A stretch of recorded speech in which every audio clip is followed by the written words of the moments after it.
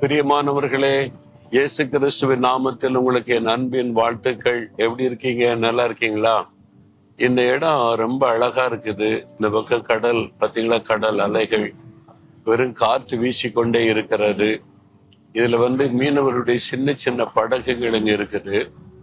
இது ராமநாதபுரம் மாவட்டம் ராமேஸ்வரத்தில் இருக்கிற தனுஷ்கோடி இந்த இடம். நான் ஏற்கனவே ஒன்று சொன்னேன்ல, 1964 பெரிய புயல் அதனால கடல் ஊருக்குள்ள இந்த ஊரே அழிந்து விட்டது என்பதாக.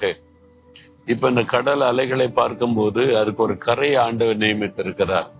பார்த்தீங்களா, அலைகள் எழும்பி வந்தாலும் அந்த கரைக்கு வந்த உடனே அவ்வளவுதான், ஸ்டாப் ஆகி உள்ளுக்குள்ள போயிருது. நம்முடைய வாழ்க்கையில இது மாதிரி பிரச்சனைகள் வரும், அலை அலையா எழும்பி வரும்.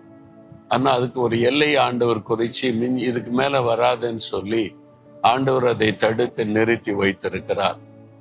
எதனால இப்ப கடற்கரையில போய் நின்னாலும் எதனால நம்ம போய் தைரியமா நிக்கிறோம்? ஏன்னா 20 வருஷத்துக்கு முன்னால சுனாமி வந்தது. ஞாபகம் இருக்குதா உங்களுக்கு? சுனாமி வந்த போது அதிகமாய் பாதிக்கப்பட்டது இந்தியாவுடைய தென்பகுதி, எங்களுடைய தமிழ்நாட்டு பகுதி. சில இடங்கள்ல ஊரே காணாமல் போய்விட்டது.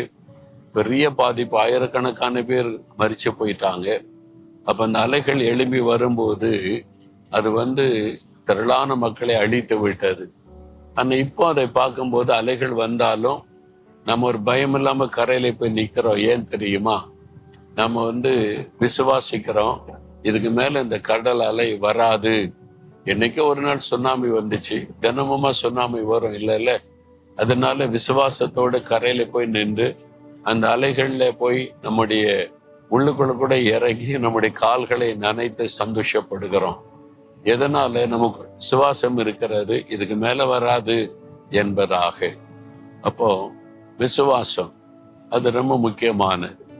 எபிரேயர் 10:38 ஆண்டவர் சொல்லுகிறார், விசுவாசத்தினாலே நீதிமான் பிழைப்பான்.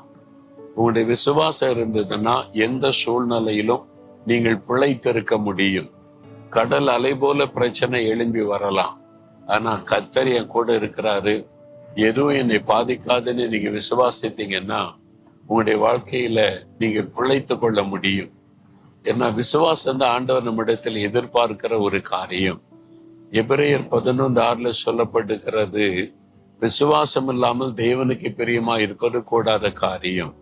அவர் உண்டு என்றும் தம்மை தேடுகிறவர்களுக்கு பலன் அளிக்கிறவர் என்றும் விசுவாசிக்க வேண்டும்.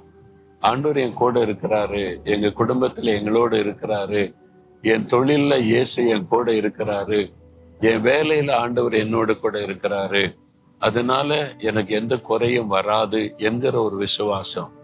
தினந்தோறும் ஒவ்வொரு காரியத்திலும் இந்த விசுவாசம் அவசியம். அப்பதான் நம்ம பிழைத்திருக்க முடியும். ஏன்னா விசுவாசம் இல்லாமல் தேவனிடத்தில் இந்த எதையுமே பெற்றுக்கொள்ள முடியாது என்று வேத புஸ்தகத்துல யாக்கோபு 1 நம்ம வாசிக்கிறோம். அப்ப ஆண்டவர் மேல வைக்கிற விசுவாசம். நீங்க ஏன் சோர்ந்து போயிருக்கிறீங்க? ஏன் உங்களுடைய உள்ள கலங்கி போயிருக்குது? ஏன் சில காரியத்துக்கு பயப்படுறீங்க? என்ன சூழ்நிலை இது மாதிரி அலை மாதிரி எழும்பி வருது? ஒரு பிரச்சனை போனா அடுத்தது, ஒரு பிரச்சனை போனா அடுத்தது. வரட்டுமே, எத்தனை அலைகள் வந்தா என்ன? அதுக்கு ஒரு கரை இருக்குல்ல, அதை தாண்டி வர முடியாது. தேவன் அதற்கு ஒரு கரையை குறிச்சு வச்சிருக்கிறார்ல. அது அலைகள் வரட்டும், உங்க பக்கம் வரைக்கும் வரும், உங்களுடைய கால வரைக்கும் தொடும், உங்களை சேரப்படுத்தாது. விசுவாசம். ஆண்டவர் என் கூட இருக்கிறாருங்க. பிரச்சனை வரும் போகும், அலை அலையா பிரச்சனை வரட்டுமே, ஆனா என்ன அதை சேரப்படுத்த முடியாது. என் பக்கம் வரைக்கும் விலகி போயிடும் அந்த விசுவாசம். ஆண்டவர் இயேசு என் கூட இருக்கிறார் என்கிற விசுவாசம். நான் எத்தனையோ காரியம் பார்த்திருக்கிறேன். அலை மாதிரி பிரச்சனை வரும், சுனாமி மாதிரி கூட எழும்பி வரும். இன்னும் அவ்வளவுதான் என்கிற மாதிரி சாத்தான் வெள்ளம் போல அலைகள் எழும்பி வரும். ஆனா பக்கத்துல வரும், நம்மளை தொடாது, சேதப்படுத்தாது, அப்படியே பின்வாங்கி போயிடும். இந்த அலை பின்வாங்கி போற மாதிரி உங்க வாழ்க்கையில இருக்கிற பிரச்சனை பின்வாங்கி போயிடும். இருந்து மாற்றத்தை பார்ப்பீங்க. எதுக்கு பயந்து கொண்டு இருக்கிறேன்? விசுவாசத்துல உறுதியா இருங்க.